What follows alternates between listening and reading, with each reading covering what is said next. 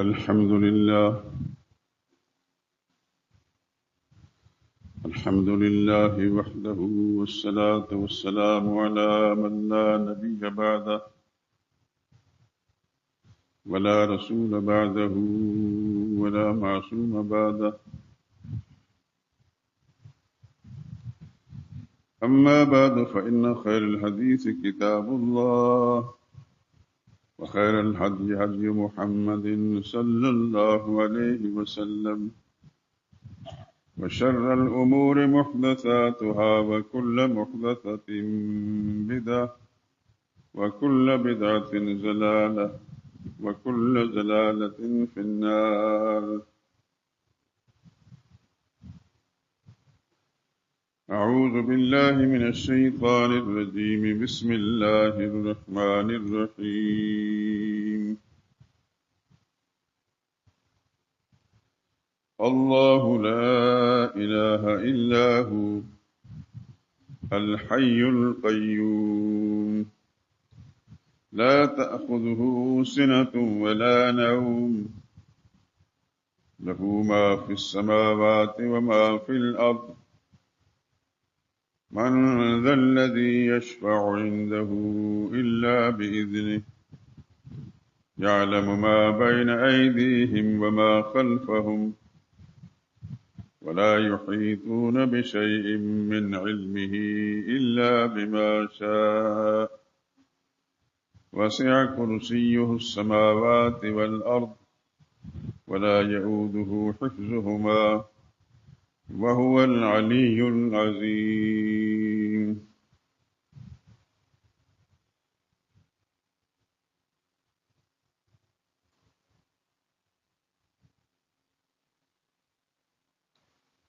اللہ ہی الہ ہے اور کوئی الہ نہیں، یعنی وہ معبود برحق ہے کہ اس کے سوا کوئی عبادت اور پکار کے لائق نہیں۔ وہ زندہ ہے، ہمیشہ رہنے والا ہے اور سارے جہان کو تھامنے اور سنبھالنے والا ہے۔ اسے نہ اونگ آتی ہے نہ نیند۔ جو کچھ آسمانوں میں اور جو کچھ زمین میں ہے سب اسی کا ہے۔ کون ہے کہ اس کی اجازت کے بغیر اس سے کسی کی سفارش کر سکے؟ جو کچھ لوگوں کے روبرو ہو رہا ہے اور جو کچھ ان کے پیچھے ہو چکا ہے اسے سب معلوم ہے، اور وہ اس کی معلومات میں سے کسی چیز کا احاطہ نہیں کر سکتے۔ ہاں، جس قدر وہ چاہتا ہے اسی قدر معلوم کرا دیتا ہے۔ اس کی بادشاہت اور اس کا علم آسمان و زمین سب پر حاوی ہے، اور اسے ان کی حفاظت کچھ بھی دشوار نہیں۔ وہ بڑا علی شان اور عظیم الشان ہے۔ سبحان ربک رب العزت عما یصفون وسلام علی المرسلین والحمد للہ رب العالمین۔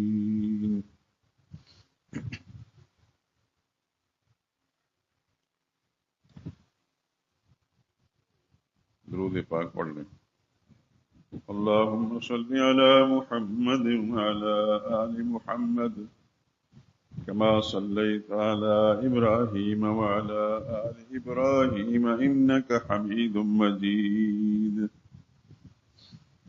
اللهم بارك على محمد وعلى آل محمد كما باركت على إبراهيم وعلى آل إبراهيم إنك حميد مجيد۔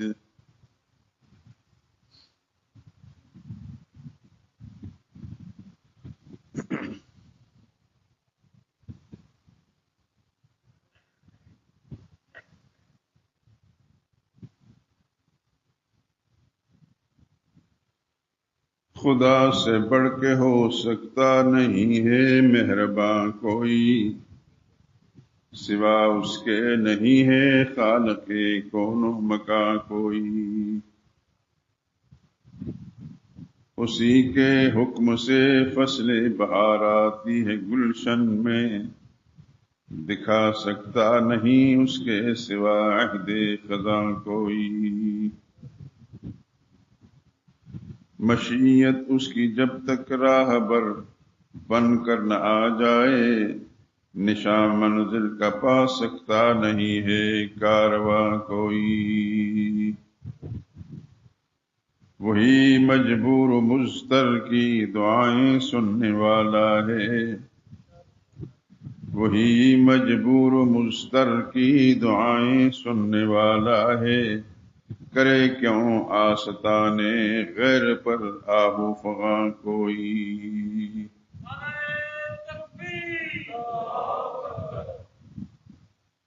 دعاؤں میں پکارو اس خدا بندے جہاں ہی کو،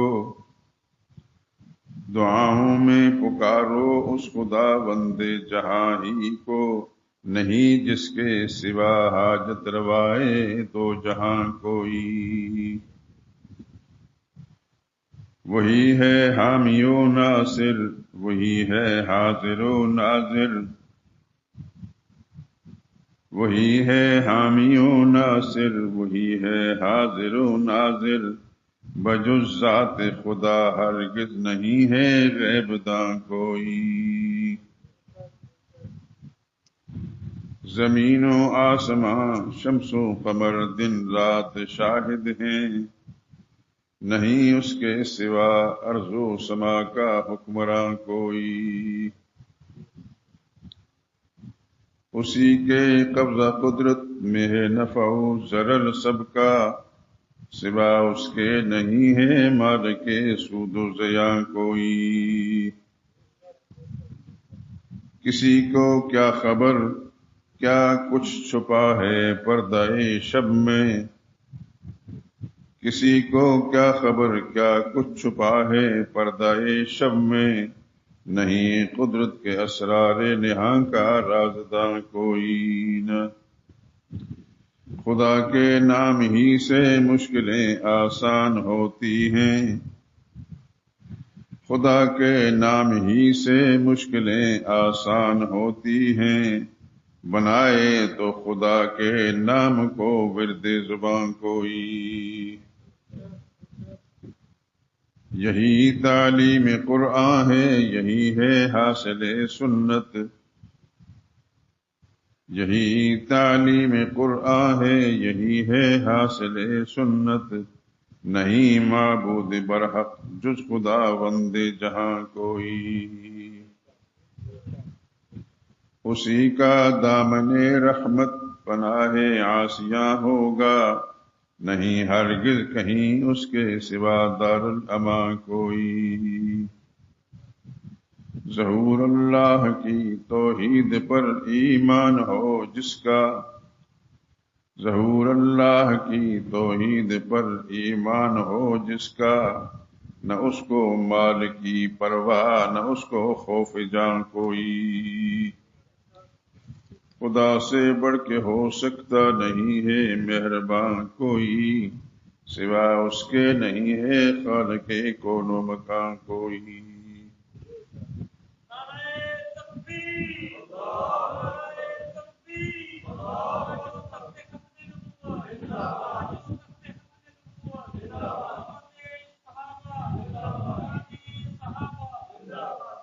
جزاکم اللہ خیرا۔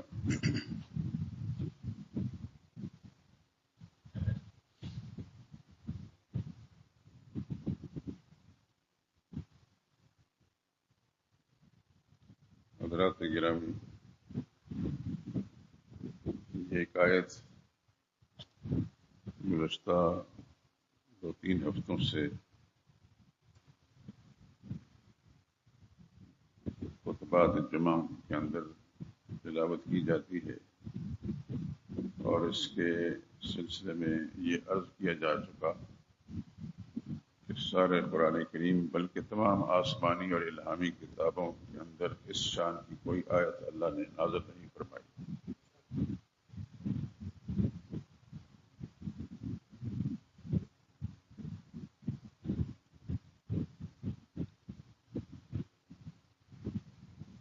بہت سے علماء نے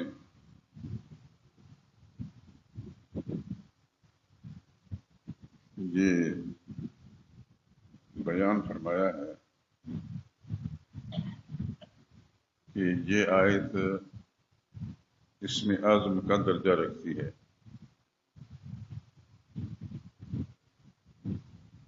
اسم اعظم کے بارے میں یقیناً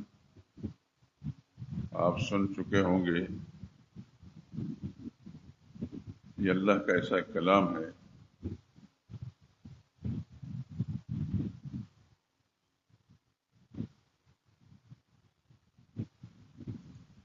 کہ جس نے بھی اس کلام کے ساتھ وابستگی اختیار کی اس سے ناممکن ممکن ہو گیا۔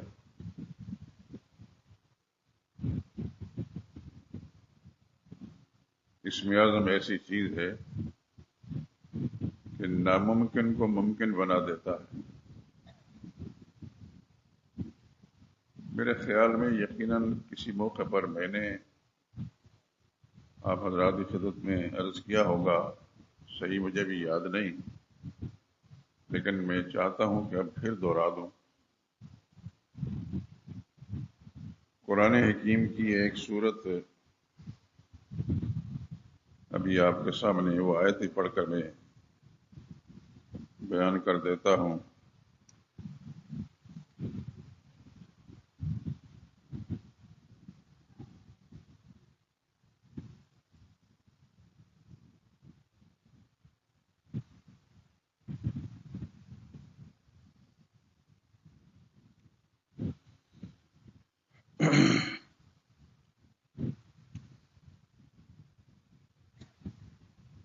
مشہور صورت ہے قرآن حکیم کی سورہ نمل کے نام سے۔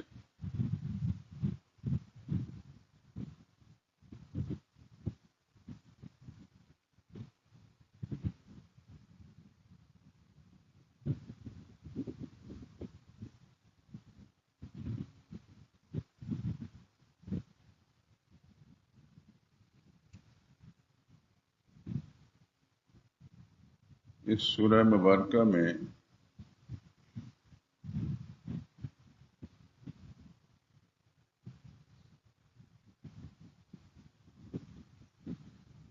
اللہ کے پاک پیغمبر سیدنا سلیمان علیہ السلام کا تذکرہ بھی ہے۔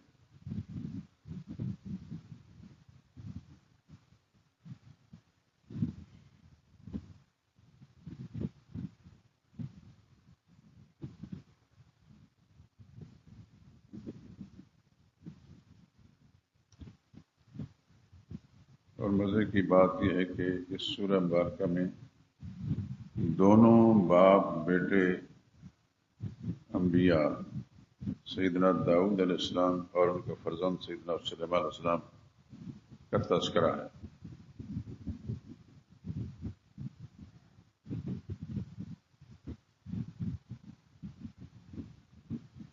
اجمالی تمہید کے بعد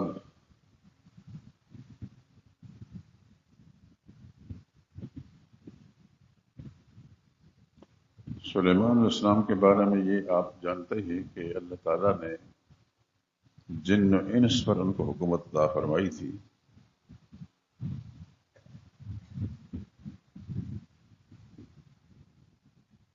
اور کوئی بھی سلیمان علیہ السلام کی اجازت کے بغیر کہیں جا نہیں سکتا تھا۔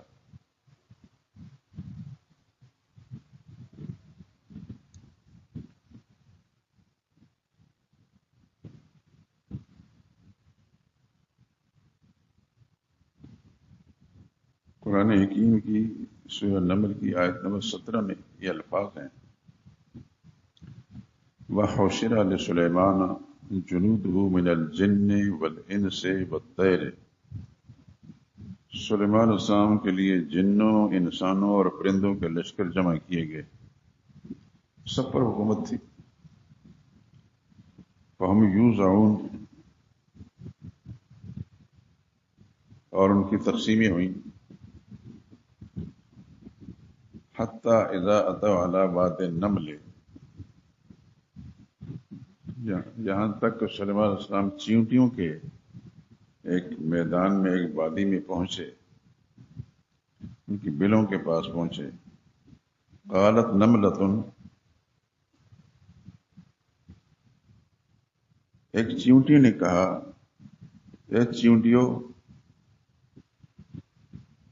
ادخلوا مساکنکم، اپنے اپنے بلوں میں گھس جاؤ، لا یحطمنکم سلیمان وجنودہ وهم لا یشعرون، کہیں ایسا نہ ہو کہ سلیمان علیہ السلام اس کا لشکر تم کو کچل نہ ڈالیں اور ان کو خبر بھی نہ ہو۔ اور ظاہر بات ہے کہ سلیمان علیہ السلام جس اللہ نے ان کو انسانوں کے علاوہ جنات پر بھی اور کائنات کے ہر چیز پر حکمرانی عطا فرمائی تھی، کیسے ممکن ہو سکتا ہے اور سلیمان علیہ السلام کو ان کی باتوں کا پتہ نہ چلے؟ چنانچہ اس چیونٹی کی جو گفتگو تھی چیونٹیوں کے ساتھ، فتبسم ضاحکا من قولها، سلیمان علیہ السلام نے چیونٹی کی گفتگو سن کر ہنس پڑے اور اللہ سے دعا مانگی، رب اوزعنی ان اشکر نعمتک التی انعمت علی وعلی والدی، یا اللہ مجھے توفیق دے کہ جو احسان تو نے مجھ پر اور میرے ماں باپ پر کیے ہیں ان کا شکر ادا کروں اور نیک کام کروں کہ تو اس سے خوش ہو جائے اور مجھے اپنی رحمت کے ساتھ نیک بندوں میں شامل فرما۔ جیسا میں نے ابھی یہ کیا کہ سلیمان علیہ السلام کی اجازت کے بغیر یہ چیزیں جو ہیں کہیں جا نہیں سکتی۔ وَتَفَقَّدَ الطَّيْرَ، جب انہوں نے جانوروں کا جائزہ لیا، پرندوں کا، تو ایک پرندہ ہدہد نظر نہ آیا۔ فقال سلیمان علیہ السلام، فرما لیا مجھے کیا ہے، لا ارى الہدہد، مجھے ہدہد نظر نہیں آ رہا، ام کان من الغائبین، یا وہ چھپ گیا ہے کہیں۔ اور چونکہ اجازت کے بغیر نکلنا ممنوع تھا تو فرمان لگے، اللہ اعذبنہ عذابا شدیدا، وہ سخت سزا دوں گا، اور لأذبحنہ، یا اس کو میں ذبح کر ڈالوں گا، ولیأتینی بسلطان مبین، یا میرے پاس مضبوط حجت اور دلیل غیر حاضری کی لا کر۔ فمکث غیر بعید، زیادہ دیر نہیں گزری تھی، فقال ہدہد آ گیا تو کہنے لگا، احطت بما لم تحط بھی، اے میرے آقا سلیمان علیہ السلام، میں نے آج وہ چیز کا احاطہ کیا، وہ چیز معلوم کی جو ابھی تک آپ کے علم میں نہیں۔ اور تفصیل یہ ہے، وجئتک من سبأ بنبأ یقین، میں ملک سبا گیا تھا تو وہاں سے یقینی خبر لایا ہوں، اور وہ یقینی خبر کیا، انی وجدت امرأۃ تملکہم، میں گیا اڑتے اڑتے اڑتے اڑتے آپ کی مملکت سے باہر نکل اس مملکت میں گیا، دیکھا کہ وہاں ایک ملکہ ہے، ایک عورت وہاں کی حکمران ہے، وہ اوتیت من کل شیء، اور اس کو اللہ پاک نے حکومت کا نظام چلانے کا سبھی کچھ دے رکھا ہے، وَلَهَا عَرْشٌ عَظِيمٌ، اور بڑے تخت کی مالک ہے۔ پھر ساتھ کہنے لگا، وَجَدتُّهَا وَقَوْمَهَا يَسْجُدُونَ لِلشَّمْسِ، ایک پہلو تو بڑا شاندار ہے، لیکن میں نے دیکھا کہ اس ملکہ کو وہ اور اس کی قوم سورج کے پجاری ہیں، مشرک ہیں۔ شیطان نے ان کو یہ اعمال مزین کر کے دکھائے ہیں۔ پھر خود ہدہد کہتا ہے، آپ حضرات بھی سن لیں کیسا عقیدہ تھا اس ہدہد کا، اس پرندے کا۔ کہتے اللہ یسجدوا للہ، جن میں کیا ہو گیا کہ خدا کو سجدہ نہیں کرتے۔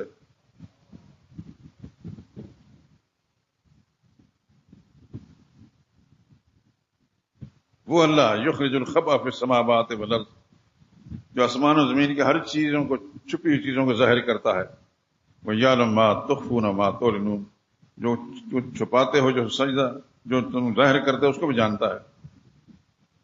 اور وہ کون ہے، اللہ لا الہ الا ہو، وہ اللہ ہی ہے جس کے سوا کوئی اور الہ نہیں۔ یہ سن کر حضرت سلیمان علیہ السلام، دیکھیے علم سلیمان علیہ السلام اتنا بڑا بادشاہ ہو کر بھی، اتنا بڑا بادشاہ ہو کر بھی اپنے پڑوس کی مملکت کے بارے میں نہیں جانتا تھا کہ وہاں کون مملکت کا حکمران ہے اور کیا عقیدہ اس کا۔ فرماتے ہیں سننظر، ہم دیکھتے ہیں، اصدقت ام کنت من الکاذبین، تو سچ کہتا ہے یا جھوٹ بولتا ہے۔ اللہ اکبر، اللہ اکبر۔ حضرت سلیمان علیہ السلام فرماتے ہیں، اس کو ہی کہتے ہیں اذهب بکتابی، یہ میرا خط لے جا، فالقہ الیہم، ان کے جا کر ان کے سامنے پھینک دے، ان کے ثم تولی عنہ، وہاں سے واپس لوٹا. فانظر ماذا یرجعون، پھر دیکھ کیا اس کا جواب دیتے ہیں. جب سلیمان علیہ السلام نے حضرت سلیمان علیہ السلام کا خط اس حدود نے وہاں پہنچایا، پھینک کر چلا گیا.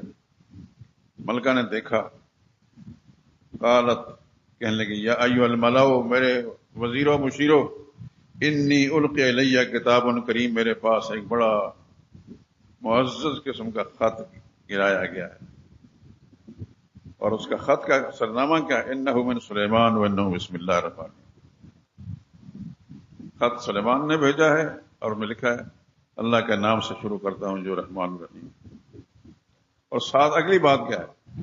اللہ تعالی علیہ، سرکشی نہ کرنا، واتونی مسلمین، سب کے سب فرمانبردار بن کر میرے پاس آ جاؤ.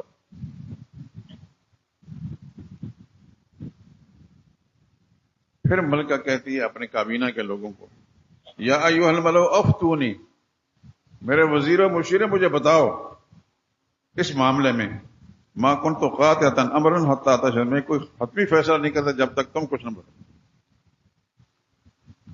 تو وزیر مشیر آپ جانتے ہیں کہ کتنے جی حضوری ہوتے ہیں. قالوا نحن اولو قوۃ واولو باس شدید، ملکہ معظمہ فکر کرنے کی ضرورت نہیں، ہم بڑی طاقت والے ہیں، بڑے جنگجو قسم کے لوگ ہیں. والامر الیک فانظری ماذا، اصل اختیار آپ کے پاس ہے، جو آپ کا فیصلہ ہو وہ ہم کریں گے. ملکہ تھی، قسمت والی تھی، سلیمان علیہ السلام کی زوجیت میں جس نے آنا تھا. مشرکہ ہونے کے باوجود اب اللہ نے اس کی عقل میں یہ بات ڈالی.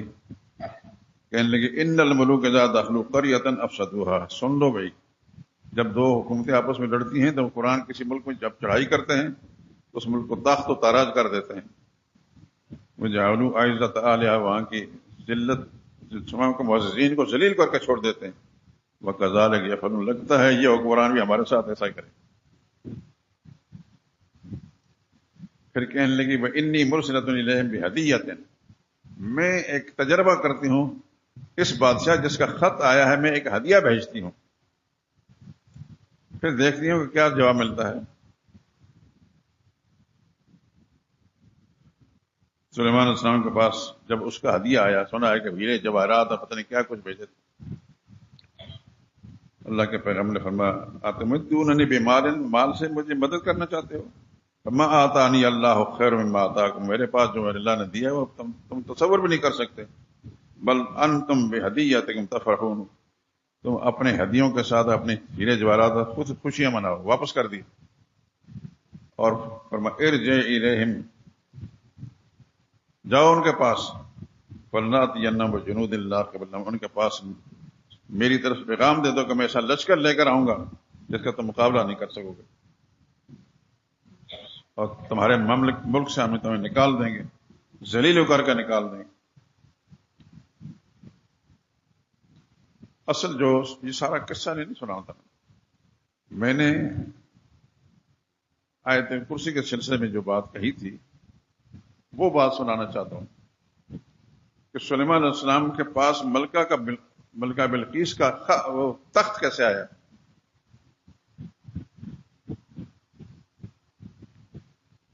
سلیمان علیہ السلام قال یا ایھا الملأ ایکم یاتینی بعرشھا قبل یاتن، میرے وزیروں مشیروں، دربان میں رہنے والوں، ملکہ کا تخت کون لائے گا اس کے مسلمان ہو کر آنے سے پہلے؟ قال عفریت من الجن، ایک بڑا دیو بولا جن، جو نے سلمان علیہ السلام کی حکومت جنات پر بھی تھی.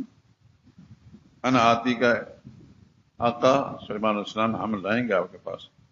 آپ کی مجلس برخاست ہونے سے پہلے پہلے ملکہ کا دوسرے ملک سے ملکہ کا تخت لا کر آپ کی خدمت پہنچ. جو اصل بات میں کہنے لگا وہ یہ ہے، قال الذی عنده علم من الکتاب، کہنے لگا وہ شخص جس کے پاس کتاب کا علم تھا. یہ ہے اسم اعظم. وہ کہنے لگا نا آتی کا قبل ان یرتد الیک طرفک، مجلس برخاست ہونے میں بڑا ٹائم لگ جائے گا. میرے آقا سلیمان علیہ السلام آپ کی آنکھ کھلنے کے بعد بند ہونے سے پہلے پہلے اس کا تخت لا کر، پلک جھپکنے سے پہلے. فلما رآہ مستقرا عنده، اتنی بات کرنی تھی، سلیمان علیہ السلام نے دیکھا کہ ملکہ کا تخت یہاں رکھا ہے، پھر اللہ کا شکر ادا کیا، میرا اللہ مجھے آزمانا چاہتا ہے، لیبلونی اشکر ام اکفر، مجھے آزمانا چاہتا ہے کہ میں شکر گزار بنتا ہوں یا نہ شکری۔ یہ ہے اصل بات جس کے لیے میں نے یہ سارا کچھ آپ کے سامنے ذکر کر دیا۔ آیت الکرسی کے بارے میں بہت سے علماء نے لکھا ہے کہ یہ اسم اعظم ہے، اور اسم اعظم کے بارے میں علماء سے یقیناً سنا ہوگا آپ نے، یہ ایسا کلام ہوتا ہے جس کو بھی اللہ پاک نصیب کر دیتے ہیں، پھر ناممکن کو ممکن بنا دیتے ہیں۔ آیت الکرسی ایسی ہی آیت ہے، ویسے نہیں فرمایا گیا کہ آسمان و زمین میں جتنی کتابیں ہیں کسی کے اندر اس شان کی آیت نہیں، نہ قرآن کریم کے اندر اس جیسی آیت ہے، نہ تورات میں، نہ انجیل میں، نہ زبور میں، نہ دیگر صحائف میں۔ اور میں نے عرض کیا آپ کو کہ ایک آیت ہے، 10 جملے ہیں اس کے، وہ باقی جملے جو دلیل کے طور پر ہیں۔ دعویٰ ایک ہے، دعویٰ کیا ہے؟ اللہ لا الہ الا ہو، اللہ ہی الہ ہے اور کوئی الہ نہیں۔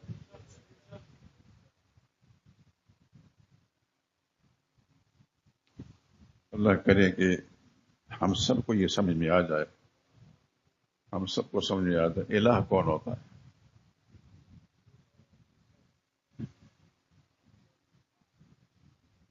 قرآن حکیم کے اندر جا بجا اس کو بیان فرمایا گیا ہے، سینکڑوں آیات ہیں۔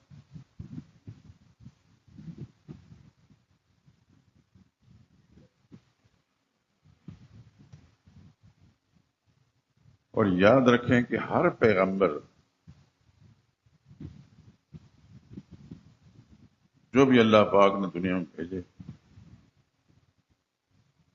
ہر پیغمبر نے مسئلہ الہی بیان کیا۔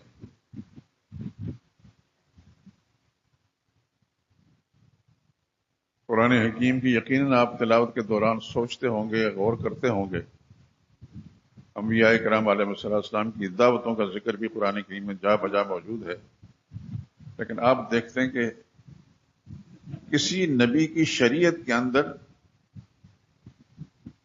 جو قرآن نے بیان کیا ہے، نماز کا ذکر نہیں ہے، زکوٰۃ کا ذکر نہیں ہے، روزے کا ذکر نہیں ہے، حج کا ذکر نہیں ہے، صدقہ و خیرات کا ذکر نہیں، ایک ہی چیز ہے کہ اللہ ہی الہ ہے اور کوئی الہ نہیں۔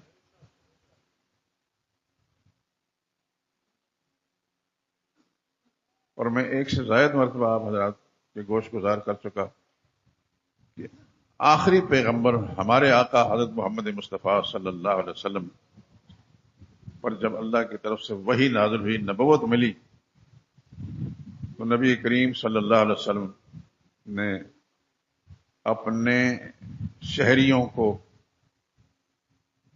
اہل مکہ کو، جس میں آپ کے اپنے خاندان کے لوگ بھی تھے، جمع فرمایا،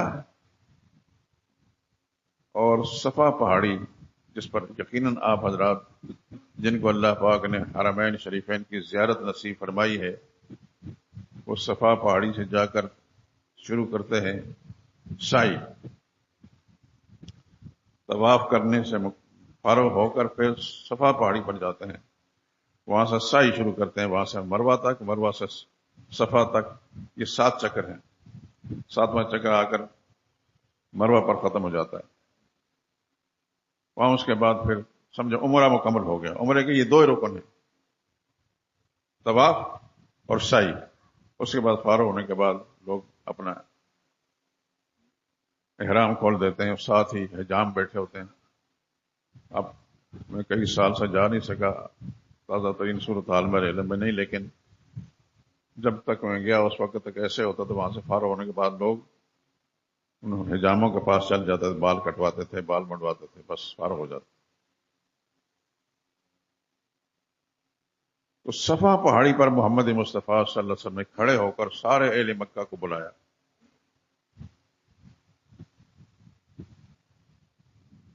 اور یہ بھی آپ یاد رکھیں کہ رسول اللہ صلی اللہ علیہ وسلم معتمد انسان تھے، مکہ شہریوں کے نزدیک معتمد انسان تھے، ایسا انسان کوئی اور نہیں تھا، باوجود ہے کہ رسول اللہ صلی اللہ علیہ وسلم سے عمر میں بڑے لوگ بھی موجود تھے، ان میں اپنے خاندان کے بھی لوگ موجود تھے، دوسرے خاندانوں کے بھی تھے، لیکن رسول اللہ صلی اللہ علیہ وسلم اس قدر دیانت امانت کے اندر مسلم شخصیت تھی کہ کوئی شخص بھی، بلکہ ایک آدمی نے یہ کہا رسول اللہ صلی اللہ علیہ وسلم جب یہ پوچھا نا کہ تم مجھے سچا کہتے ہو یا جھوٹا، ایک نے اپنے بیٹے کے سر پر ہاتھ رکھ کر کہا میں یہ کہہ نہیں سکتا کہ میرا بیٹا میرا ہی بیٹا ہے، ہو سکتا ہے میری بیوی نے خیانت کی ہو، لیکن میں آپ کی کہی ہوئی بات کے بارے میں شک نہیں کر سکتا۔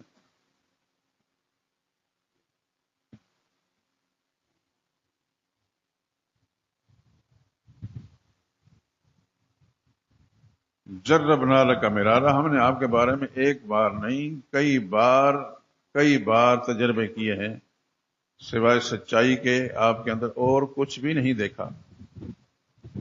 یہ ساری باتیں رسول اللہ صلی اللہ علیہ وسلم نے پوچھی، اور بھی باتیں ہیں، میں اس سے پہلے سنا چکا ہوں آپ کو۔ تو حضور صلی اللہ علیہ وسلم نے پھر جو جملہ فرمایا جہاں سے جھگڑا شروع ہوا ہے، اور وہ یہ ہے قولوا لا الہ الا اللہ، یہی ہے آیت الکرسی کا پہلا جملہ بھی، اللہ لا الہ الا ہو۔ حضور نے ان سے فرمایا قولوا لا الہ الا اللہ، یہ تمہارے لیے جو جتنی میں اہتمام کر رہا ہوں، یہ لا الہ الا اللہ کہہ لو، مان لو، تفلحو، کامیاب ہو جاؤ گے، بس اتنا جملہ فرمایا۔ حضور نے نہیں فرمایا کہ نماز پڑھو، نہ فرمایا کہ روزہ رکھو، نہیں فرمایا کہ حج عمرہ کرو، دیگر معاملہ، بس ایک بات، تمہاری کامیابی کا راز صرف اس ایک بات کے اندر ہے کہ لا الہ الا اللہ کہہ لو، مان لو۔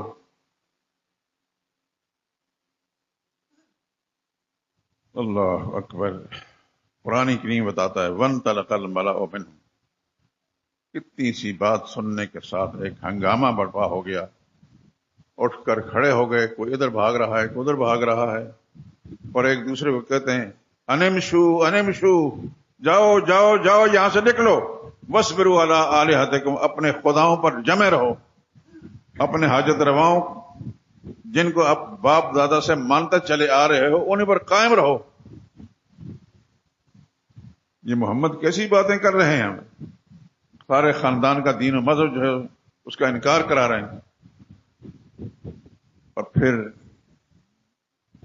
آپ حیران رہیں گے کہ بڑے بڑے بدبخت بھی تھے، ابو جہل بھی تھا، ابو جہل نے انکار تو ضرور کیا لیکن رسول اللہ صلی اللہ علیہ وسلم پر پتھر نہیں پھینکا۔ اپنے خاندان کا ایک آدمی، اپنا خون، جس کو ابو لہب کہتے ہیں، جس کی مذمت میں، جس کی برائی میں اللہ پاک نے سورت نازل فرمائی،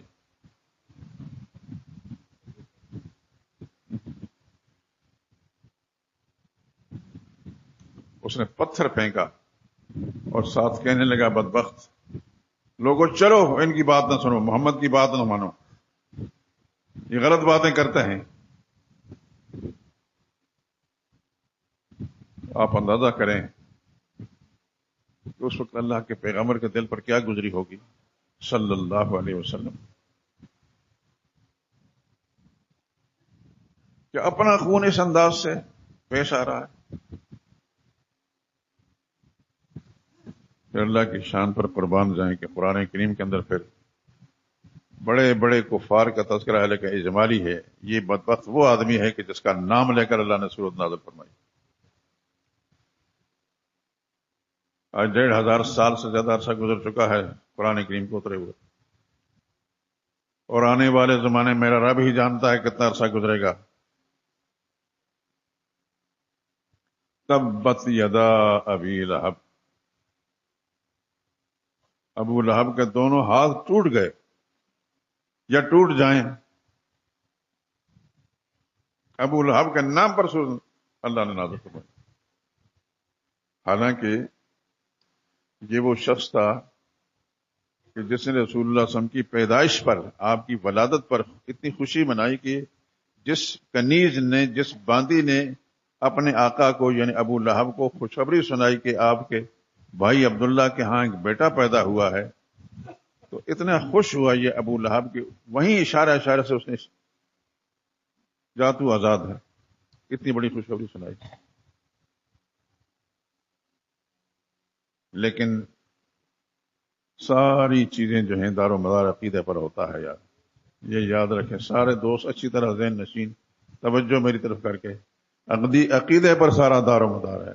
نجات عقیدے پر ہوگی، اعمال پر نہیں ہوگی. نماز ایک عمل ہے، زکوٰۃ ایک عمل ہے، روزہ ایک عمل ہے، حج ایک عمل ہے، صدقہ و خیرات ایک عمل ہے، طواف ایک عمل ہے، لیکن اعمال پر نہیں، عقائد پر دار و مدار نجات کا عقائد پر ہے.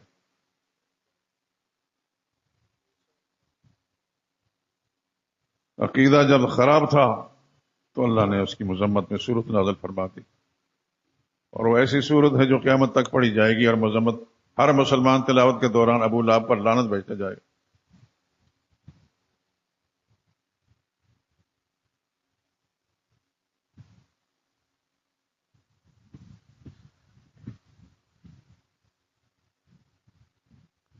اللہ کے نزدیک رشتوں کا کوئی لحاظ نہیں، عقیدہ اور ایمان کا ہے. آپ سن چکے ہیں، اس سے پہلے شاید میں کسی موقع پر کہہ چکا ہوں، سیدنا ابراہیم علیہ الصلوۃ والسلام جن کا والد آزر تھا، قرآن کریم اس آزر کا نام بھی آتا ہے، وہ مشرک تھا، اور ابراہیم علیہ الصلوۃ والسلام کو اس کی جماعت نے، اس کی قوم نے آگ میں ڈالا. اللہ نے بچا، قلنا یا نار کونی بردن، اللہ فرماتے ہیں ہم نے آگ سے حکم دیا کہ تیرے اندر حرارت میں نے پیدا کی، آج میں حکم دیتا ہوں وہ حرارت ختم کر دے، ٹھنڈی ہو جا، لیکن اتنی ٹھنڈی نہ ہونا کہ میرے ابراہیم کو سردی لگ جائے، وہ سلام سلامتی والی بن جائے. ابراہیم علیہ السلام نے بارگاہ الہی میں التجا کی، یا اللہ کل محشر کے میدان میں میرے باپ کو جہنم میں ڈالا جائے گا اور یہ بتایا جائے گا یہ ابراہیم کا والد ہے، مجھے شرمندگی ہوگی. اللہ کی شان پر قربان جائیں، اللہ نے فرمایا میرے ابراہیم آپ فکر نہ کریں، ہم آپ کو شرمندہ رسوا نہیں کریں گے. چنانچہ حدیث کتاب میں آتا ہے کہ آزر کو جب جہنم میں ڈالا جائے گا اس کی شکل اللہ تعالیٰ بدل دیں گے، انسان کی شکل کو بجو کی شکل میں بنا دیں گے، بجو. اور بجو کو خدا کا فرشتہ فیوخذ بقوائم الارض، اسے چاروں ہاتھ پاؤں سے پکڑ کر جہنم میں ڈالیں گے. ابراہیم علیہ السلام کو کوئی شرمندگی نہیں ہوگی. آپ ذہن نشین فرما لیں، اور یقیناً آپ نے سوچا ہوگا، سوچتے ہوں گے، رشتوں کا کوئی اعتبار نہیں، عقیدے کا اعتبار ہے، دار و مدار عقیدے پر ہے.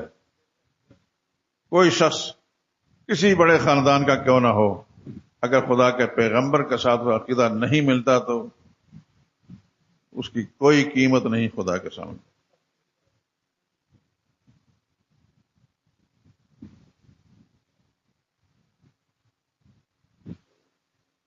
ابو لہب کے ساتھ یہ جو کچھ ہو رہا ہے یا اس کی مذمت صورت نازل فرمائی ہے، عقیدہ کی خرابی کے سبب سے ہے. اس نے محمد مصطفیٰ صلی اللہ علیہ وسلم کو جسمانی کوئی نقصان نہیں پہنچایا تھا، بلکہ آپ کی ولادت پر خوشی مناتے ہوئے اس نے اپنی کنیز کو آزاد کیا تھا. لیکن دار و مدار نبی کی رشتہ داری پر نہیں ہے، دار و مدار عقیدے پر ہے. آج کا کوئی انسان کسی اللہ کے نیک بندے کا رشتہ دار ہو یا کل کا کوئی پیغمبر کا رشتہ دار ہو، اس کی نجات کا دار و مدار عقیدہ پر ہے. عقیدہ صحیح ہے تو ٹھیک، نہیں تو خدا کے نزدیک کوئی قیمت بھی نہیں.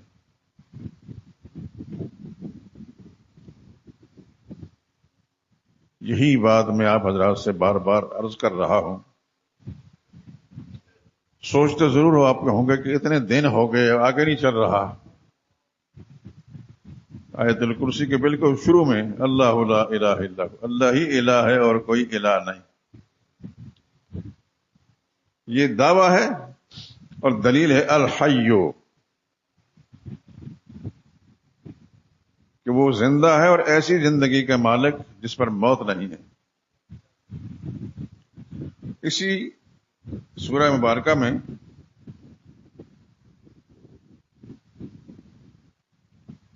چند آیتیں آگے نکل کر حضرت ابراہیم علیہ السلام کا اللہ کے ساتھ مکالمہ ہے۔ الم تر الی الذی حاج ابراہیم فی ربہ ان آتاہ اللہ الملک۔ ایک تو مکالمہ ابراہیم علیہ السلام کا نمرود کے ساتھ ہے۔ تو نمرود اپنے آپ کو رب کہتا تھا، ابراہیم علیہ السلام ربی الذی یحیی و یمیت، میرا رب وہ ہے جس کے پاس زندگی اور موت ہے۔ یعنی وہ صرف خود ہی زندہ نہیں ہے، زندگی کا مالک بھی ہے اور موت کا مالک بھی ہے۔ قال انا احیی و امیت، نمرود کہنے لگا یہ کام تو میرے پاس بھی ہے، میں بھی زندگی کا مالک ہوں، موت کا مالک ہوں۔ کیسے؟ ایک آدمی جو بے گناہ تھا پکڑ کے اس کو موت کے گھاٹ اتار دیا۔ دیکھو جس نے زندہ رہنا تھا میں نے موت کے حوالے کر دیا، اور جس نے مرنا تھا اس کو کہا میں نے فارغ کر دیا اس کو، لیکن زندگی موت تو میرے اختیار میں بھی ہے۔ اللہ کے پیغمبر نے فرمایا اس کا دماغ خراب ہے، کفر نے دماغ خراب کر دیا۔ نبی نے فوراً دلیل بدلی، قال فإن اللہ یأتی بالشمس من المشرق فأت بها من المغرب، میرا رب وہ ہے جو مشرق سے سورج لاتا ہے، تو اگر خدائی اختیار کا مالک مغرب سے لا کر دکھا۔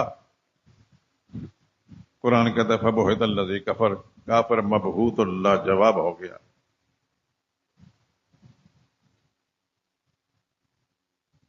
خدا کے پیغمبر اللہ اکبر علیہ الصلوۃ والسلام، اللہ ان کو جو رتبے عطا فرماتا ہے پھر اس کے بعد وہ شانیں بھی دیتے ہیں، وہ دلائل بھی عطا فرماتے ہیں کہ جس کے سامنے کوئی ٹھہر نہیں سکتا۔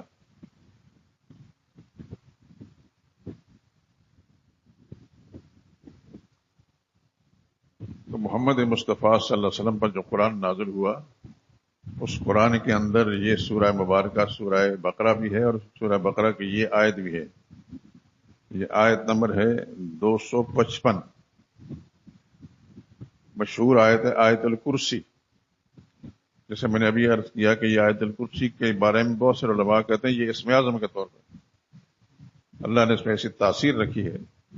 نبی کریم صلی اللہ علیہ وسلم مختلف اوقات میں صحابہ کرام سے پوچھا، غالباً پچھلے جو میں نے اشارہ دیا تھا، حضرت ابی بن کعب رضی اللہ تعالیٰ سے پوچھا تو ابی بن کعب نے آیت الکرسی کے بارے میں فرمایا تو حضور صلی اللہ علیہ وسلم کے سینے پر ہاتھ مار فرمایا تمہیں تمہارا یہ علم مبارک ہو۔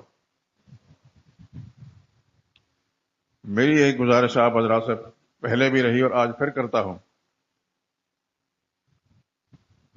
اگر کسی خوش نصیب کو قرآن کریم حفظ کرنے کا موقع مل گیا تو اس سے بڑا خوش نصیب اس دھرتی پر کوئی نہیں۔ لیکن خدا نخواستہ ایسا نہیں ہے تو کم از کم قرآن کریم کا کچھ حصہ تو یاد ہونا چاہیے، اور یہ آیا کریمہ تو ہر مسلمان کو، مرد ہے یا عورت ہے، یاد ہونا چاہیے۔ جب کوئی مسلمان نماز پڑھتا ہے اس کے بعد یہ آیت الکرسی پڑھ لیتا ہے، حدیث میں آتا ہے قضیت حوائج، جو اللہ تعالیٰ اس کی ساری حاجتیں پوری کروا دیتے ہیں اور اس کی ساری مشکلیں آسان کر دیتے ہیں۔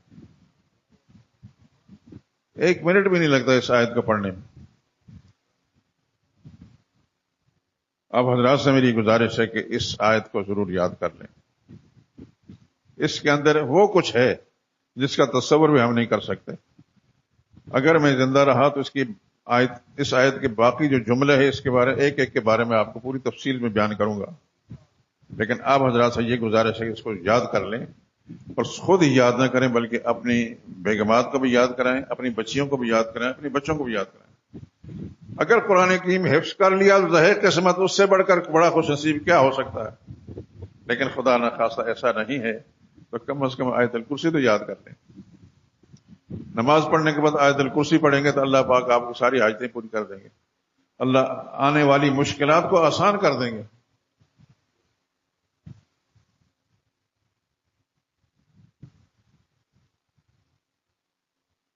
دیکھیے اس آیت کا عجیب معنی ہے.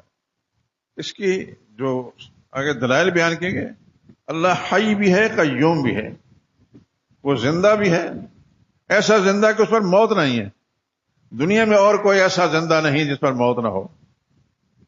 وہ حی نہیں، محیی بھی ہے، یہ خود زندہ بھی ہے اور زندگی دینے والا بھی ہے.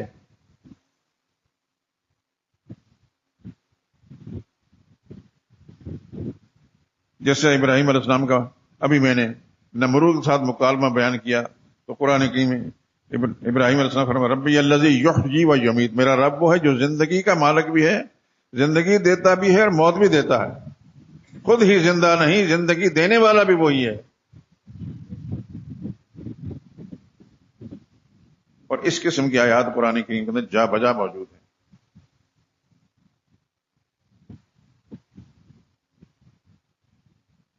تو سب سے بڑی بات جو پہلے ذہن کے اندر آپ حضرات کے لیے آ رہی ہے، جو میں درخواست بھی کر رہا ہوں کہ اپنے عقیدوں کے بارے میں اپنے عقیدوں پر نظر ثانی کر لیں. یہ نہ دیکھیں کہ میرے والد صاحب یا دادا یا فلاں فلاں کیا تھے، یہ دیکھیں گے اللہ کے قرآن کیا کہتا ہے، محمد مصطفیٰ صلی اللہ علیہ وسلم کے فرمان میں کیا ہے.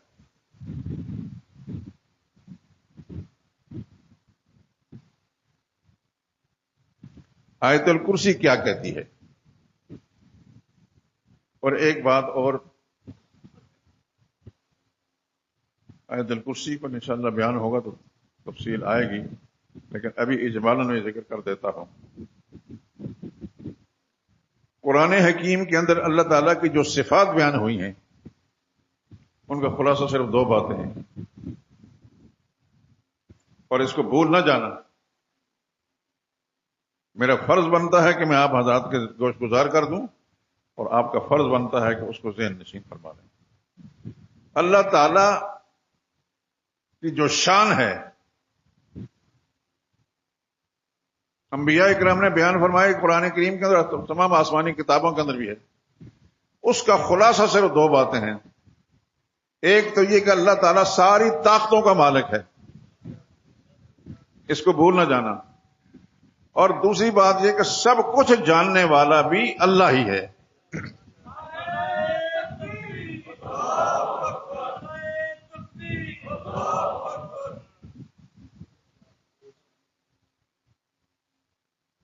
قرآن حکیم کے اندر جا بجا یہ مضمون آتا ہے انہ علیم قدیر، وہ سب کچھ جاننے والا ہے، ساری طاقتوں کا مالک ہے.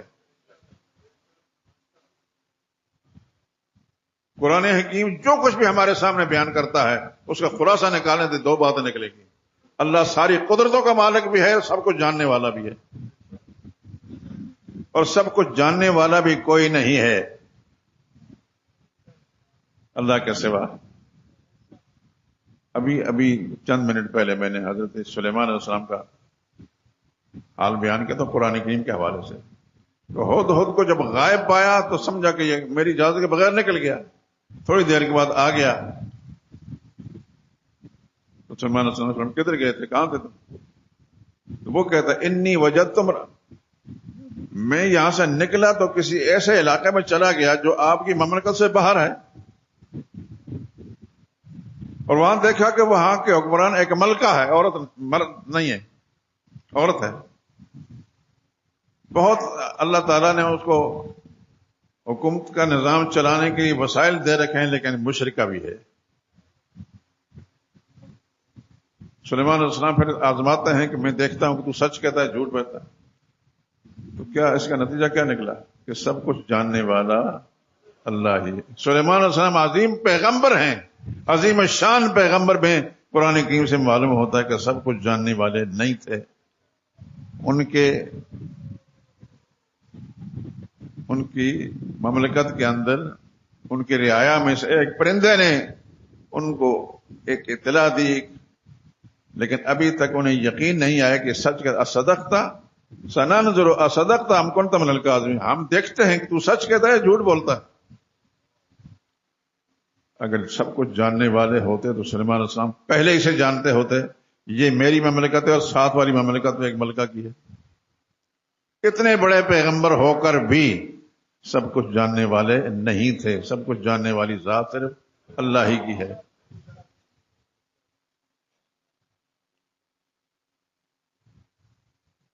ایمان کی سلامتی اللہ سب کو نصیب کرے اور عقائد کی درستگی بھی نصیب فرمائے.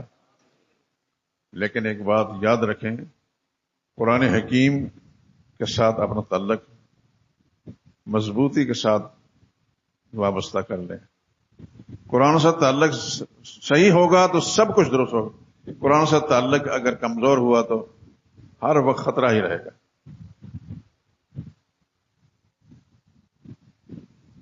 اب نمونے کے طور پر ایک چھوٹی سی آیت ہے جس آیت الکرسی، اس کے اندر انبار ہے مسائل کا. 10 جملے ہیں، 10 جملوں کے اندر 10 باتیں ہیں، لیکن ہر ایک کو اگر تفصیل سے بیان کیا جائے تو بہت کچھ ہے.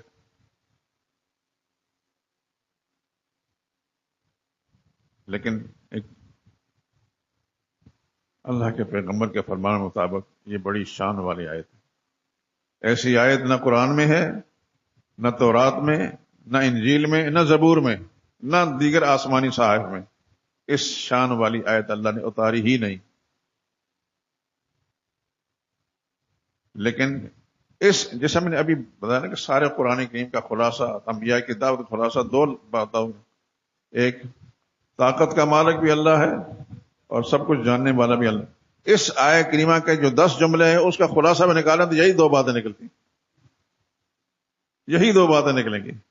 ساری طاقتوں کا مالک بھی اللہ ہے اور سب کچھ جاننے والا بھی اللہ ہے. میں امید رکھتا ہوں کہ آپ حضرات کو تھوڑی سی میں نے توجہ دلائی، تفصیلات تو نہیں ہوئی. آپ حضرات اس پر غور فرمائیں گے، اور غور کب ہوگا؟ جب قرآن کریم کے ساتھ آپ اپنا تعلق صحیح طریقے سے رکھیں گے.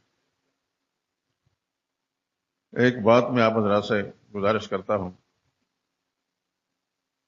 اللہ کرے کہ میں اپنی بات سمجھانے میں کامیاب ہو جاؤں. یقیناً آپ کاروباری لوگ ہیں ماشاءاللہ، دنیا میں بہت سارے معاملات آپ کے ساتھ وابستہ ہیں. رات کو سوتے بھی ہوں گے، آرام بھی فرماتے ہوں گے، صبح کی نماز بھی پڑھتے ہوں گے. اگر میں تھوڑی سی گزارش کروں کہ 1 گھنٹہ نماز کے ٹائم سے ذرا پہلے اٹھ جائیں،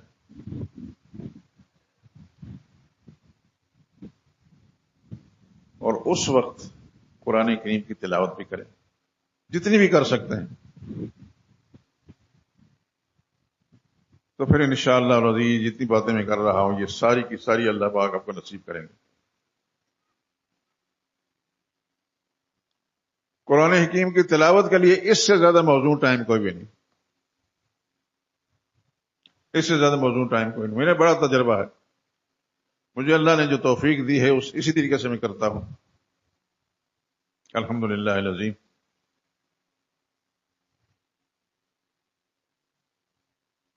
تو آپ حضرات سے بھی یہی گزارش کرتا ہوں کہ قرآن کریم کی تلاوت ضرور کریں. دیکھیں آپ سارے کے سارے صحیح العقیدہ لوگ ہیں، اگر صحیح العقیدہ نہ ہوتا تو یہاں نہ آتا. یہاں کوئی کمزور عقیدے والا آدمی نہیں آتا. الحمدللہ اللہ پاک آپ کو سلامت رکھے، آپ کے عقیدوں کی اصلاح فرمائے، آپ کی نسلوں کی ہدایت کا سامان فرمائے، اور آپ کے کاروبار میں برکت عطا فرمائے، اور زندگی کسی موڑ پر بھی کسی مشکل سے بھی اللہ آپ کو 2-4 نہ ہونے دے. آپ عقیدے تو آپ کے ٹھیک ہیں الحمدللہ العظیم. بس ایک گزارش ہے کہ آپ قرآن کریم کے ساتھ تعلق تھوڑا جوڑ دیں. جس بھی عالم کا ترجمہ آپ صحیح سمجھتے ہیں اس کو ضرور اس کو پڑھیں. روزانہ اگر ممکن ہو سکتا ہے تو آدھا پارہ تلاوت کریں، نہیں تو 1 پاؤ تلاوت کریں ترجمے کے ساتھ. تو پھر آپ کا وقت گزرنے کے ساتھ ساتھ یہ ساری باتیں جو میں عرض کر رہا ہوں اس کا یقین ہوتا جائے گا، اور صرف اپنی ذات کے لیے نہیں، آپ اپنے خاندان کے لیے مفید ثابت ہو جائیں گے.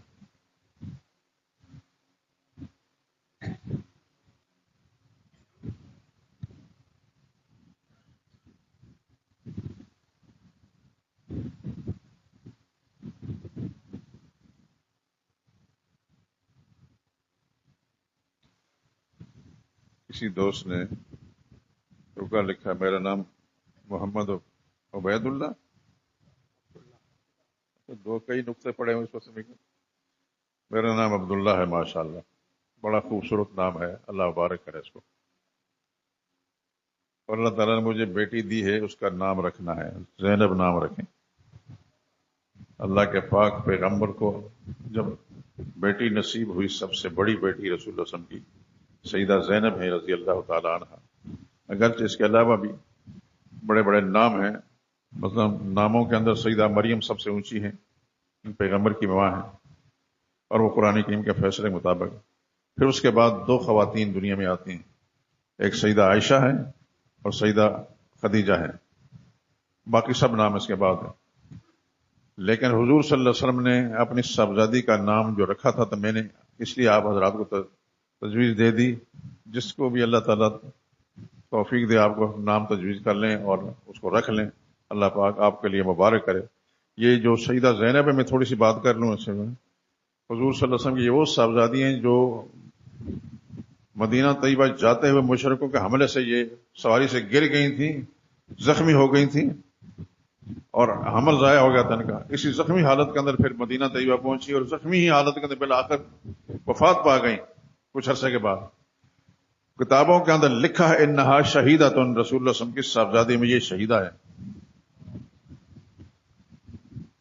آپ حضرات نے اگر کوئی مطالعے میں نہیں پڑھا تو کوئی بات بھی نہیں، لیکن بہرحال میں ایک طالب علم ہوں اور ہر وقت کتابوں کے ساتھ وابستہ رہتا ہوں۔ تو سیدہ زینب رضی اللہ تعالیٰ عنہ حضور صلی اللہ علیہ وسلم کی صاحبزادی میں بڑی بھی ہیں اور شہیدہ ہیں۔